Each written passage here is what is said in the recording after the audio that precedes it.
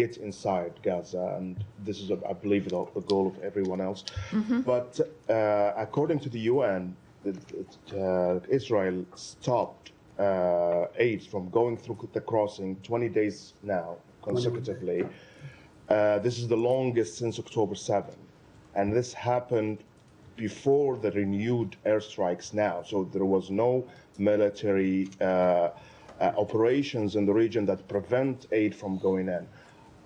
Do you feel that this is a collective punishment for Palestinians in Gaza to force Hamas to give some concessions, and is this acceptable? Well, when you're asking me if I feel something, obviously I'm not going to go into a soliloquy of what I feel. What I can tell you is I also won't speak about a hypothetical or a separate report of what has happened with Israel. You would need to ask the Israeli government about if something occurred that you believe occurred or want clarity on. I don't speak for the Israeli government or for their prime minister. I speak for the U.S. State Department that has an interest in it. But you're asking a question we probably could discuss over dinner. But that's not a question for this podium or for what we are discussing here. What we do know, there are certain things that are facts of the matter, is that Hamas has put Israel and the world and the Gazan people in this position because of the madness, the savagery that they decided would be a good thing to do.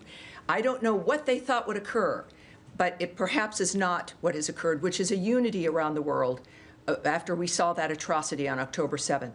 What we also, though, have done for everyone affected as a global issue, certainly first the Gazan people, the Israelis, et cetera, but as a global unified effort, is to stop the carnage. It's a meat grinder. It's people being used by others who just seem to certainly they're not focused on peace at the end.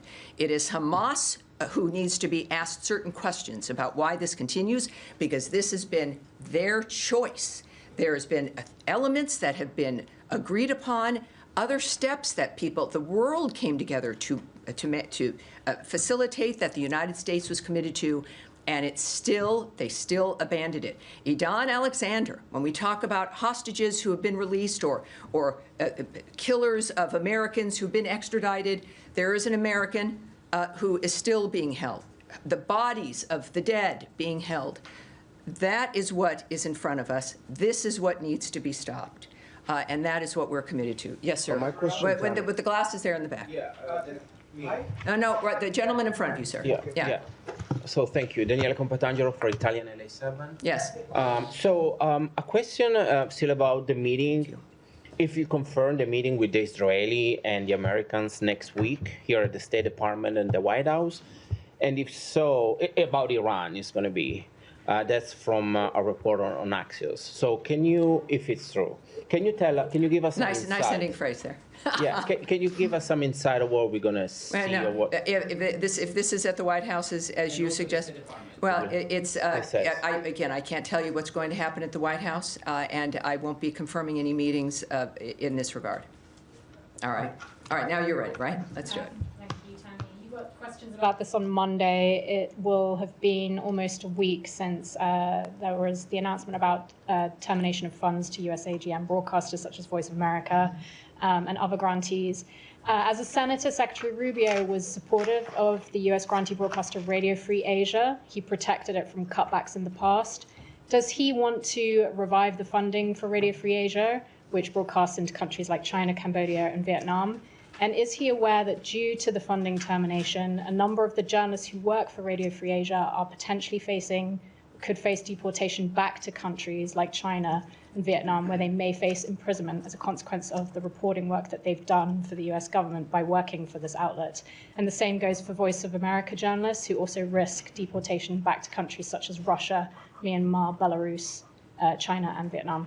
Do you have a comment? Well, I did have that question, and I have the question out to the Secretary. It's something that I'm following up with as well. It has been a story, understandably. You're interested in the answers to this. So I'm going directly to him. He's a busy guy, but I'm going to continue to look for that from him. What I can tell you also, though, is that we're reducing, clearly, he was elected in large part to reduce the federal bureaucracy, right? It's about waste and fraud, mismanagement. This is something that has to occur. And in any dynamic, there's going to be actions and tough decisions that have to be made. Many of us personally also have to go through that when you're looking at a budget. The President continues to take action to ensure the whole of the United States government, including executive branch agencies, are in line with the administration's policy priorities. I've said before, and I have to keep saying, is that many, many things are fluid. And it's good why you're here and why now we're doing this, 3 days a week. But also when we address the issue, as I asked about the issue of visas, there are people who are reporting certain things, and like in any situation, if you're in the United States and you have to leave, you can also apply for asylum. If you are in a situation where you believe you're returning to your home country, puts you at significant risk. We have clearly procedures where you can apply for asylum, and that is certainly if someone is coming from that workplace or some other situation, that's something that people can do. If you have a visa, and every situation is different. That's why we don't discuss individual visa dynamics. But if someone is here and it is a work visa, and their employment is ended, there is a period of time. It's like any other visa dynamic for anyone who holds a visa, and you can learn about that at state.gov. You can there's a whole host of people that can help you. And I would guess if you're here on a work visa, that was probably a complicated, semi-complicated procedure. And so you're aware of these things.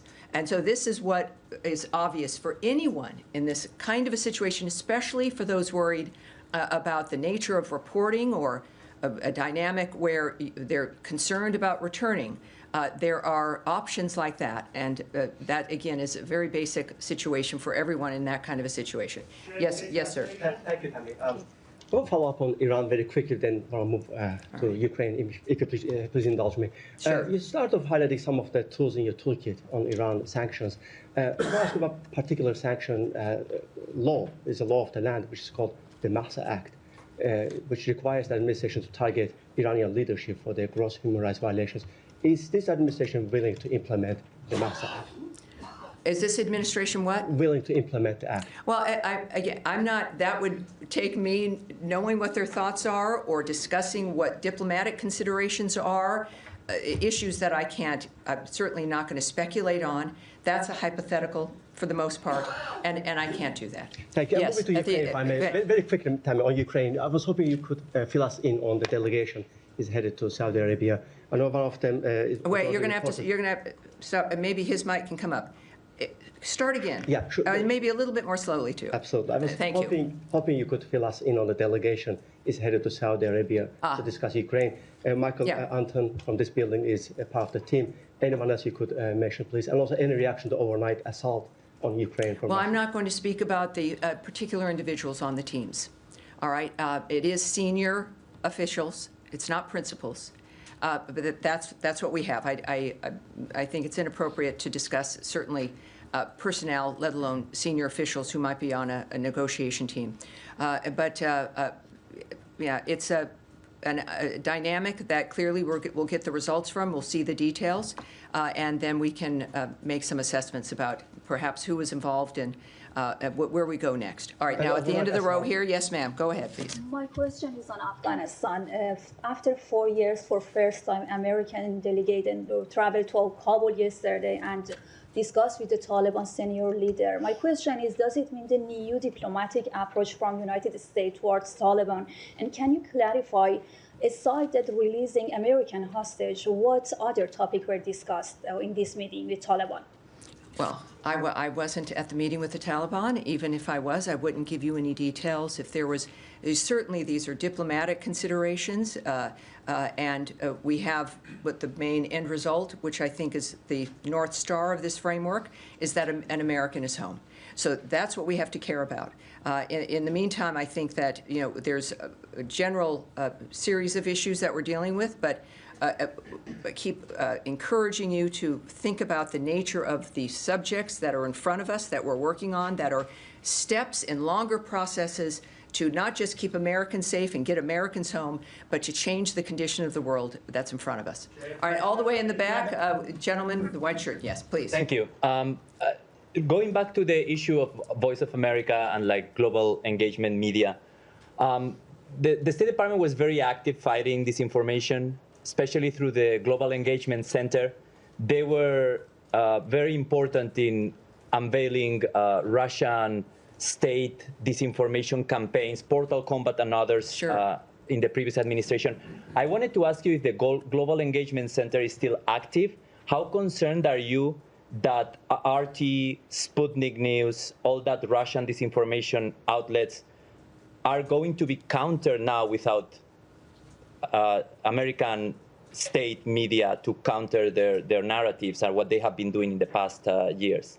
Well, that is a stretch here, and I've mentioned this on Wednesday, that we do have a lot of very familiar structures and systems that are changing.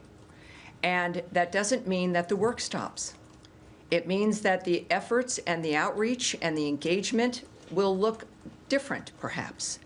But our values and what has informed the United States of America from day one through all of this time hasn't changed, and it's why we remain the greatest and the strongest country in the world. We can have these conversations, but while we're in the process of change in this fashion, it's the change of an administrative structure regarding taxpayer dollars as we assess, is the money we're spending, does it align with the values, with the agenda of the Trump administration that the American people overwhelmingly voted for to get things done? And it doesn't mean burning the house down. It means looking at how we can make it better, what needs to be changed, what needs to be reformed, so that we can spend money in a smarter, more efficient way. So yes, certain entities, certain buildings will be housed differently. Certain attitudes will perhaps change. But the goals and the attitude and the values of the United States not only haven't changed, they've been highlighted by the election of Donald Trump, a man who has brought back the notion of the idea that any American should be forgotten, that there should be no forgotten man or woman, that we have a responsibility to the world, but not in participating and facilitating wars, in doing things new and in a different way, and that includes within the structure of this government and how we apply our values. So I would argue that this is not it's not a retreat. Quite the opposite. This is a preparation to continue the work in a smarter, stronger way. All right, we'll take one more question. Yes, Alex. If I could just follow up on my colleagues' questions, could you take us through the choreography of this weekend at these technical talks? Is it over multiple days? How are they dividing up the two different countries? And then I'll have a follow-up on the Taliban question as well. Yes, this is held very close. This is all very serious, and so I'm not going to answer the details of how it's unfolding. When this is complete, I will pursue the nature of getting some answers and the specifics for that for you. And I do believe one thing I can say is, like with everything with President Trump and Secretary Rubio, things happen quickly. So I would suspect that we will have answers on this very soon. Thank you. And then in terms of just the Taliban, and that was an unusual meeting. It wasn't just Adam Bowler, who's in charge of getting hostages out, but he was joined by Zalmay Khalilzad. Does he have a formal role within the Trump administration? And Palestinian-American billionaire Bashar al-Masri was also there. Can you clarify both their roles? Yes. There is no one with an official government role, the gentleman you mentioned. This was certainly not a negotiation. There was no swap made. There was no thing given to accomplish this. As a matter of fact, other hostages from Afghanistan were released on the day of Trump's inauguration, so a little bit afternoon on the 20th. So I think this is, in addition to terrific envoys who know how to handle this situation, it is also the impact of a strong America led by a man who is known to do what he needs to do to accomplish his mission. And that is, I think, often an unusual situation. So I hope that answers your question. Why were they there? if they don't have official Oh, roles? well, I can't speculate on that. That's something, though, at some point. But I certainly am not in a position to speculate about why they were. Yes, ma'am, the white jacket, and then that's going to be us. That's going to be it for today. Sure. After the Istanbul Mayor İmamoğlu's arrest this week, there are indications that Turkish government is now canceling the main opposition party's latest party convention and will appoint a trustee for the main opposition. What is the U.S. government's reaction to this? Because there are opinion reports mentioning that this operation came right after President Trump and Erdogan's phone call. Is this still internal legal process matter in your view? What's your outlet again, by the way? Oh, great, great. Welcome aboard. Well, I can tell you a few things. First, we're following the events in Turkey, as you might imagine, including the reported detention of the Istanbul mayor and a large number of municipal employees, journalists, and other individuals. We would refer you to the government of Turkey for comments on internal judicial matters. And of course, it is worth reiterating that it's important that Turkey protect the freedoms and human rights of all of its citizens, consistent with the country's constitution and in line with our shared values and democratic traditions. That was for the corruption charges mayor facing, of course, but how about appointing a trustee for the main opposition? Do you have anything on that? Well, if that is going to come up, it's not, again, my place to discuss it or to surmise or to hypothesize either. I think that's going to be it for today. All right, everybody, we will be back on Monday. We will have our briefing on Monday and Friday next week. All right. Thank you, everybody. Thanks for being here. It's a beautiful day out there. Enjoy it.